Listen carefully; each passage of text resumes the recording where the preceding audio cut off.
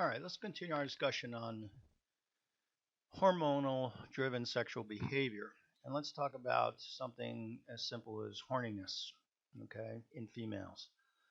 Um, this is an interesting study uh, that was pretty simple. They took women in their reproductive years, asked them, A, what type of birth control do they use, if they use any, what is their stage of their menstrual cycle, and asked them to keep a daily sex diary, a sex diary. And you can see time is on the x-axis here, days before menstruation. This blue bar is right at ovulation or the peak fertility of a woman.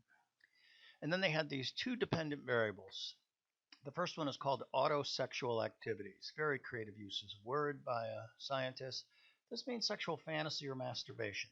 Okay, so they had the subjects every day before they go to bed. Did you have autosexual activity today? Did you have sexual fantasy? Yes, I did. Blah blah blah. I did it. For this long. Did you masturbate? Yes, no. Okay. And they also had another measure. This is called female-initiated heterosexual activity. So all the women in this study were heterosexual, obviously, and they had mates, they had partners. So the question was, at what point in the cycle did you initiate trying to have sex with your heterosexual partner?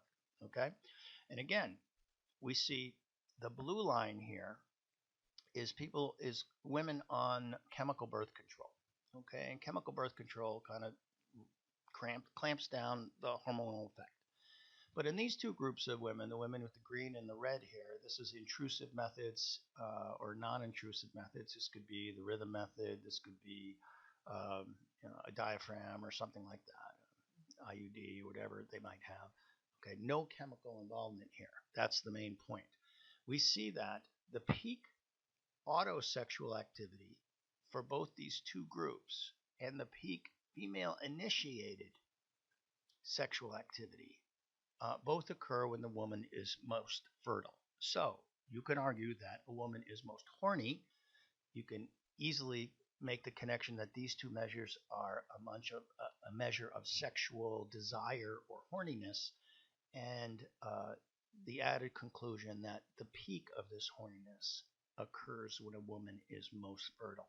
So not only is her body and her uterus ever optimistic that this is the month she's going to get pregnant by building up that stratum functionalis wall, but her physiology, her hormones are trying to get her pregnant by making her the most horny she can be when she's the most fertile.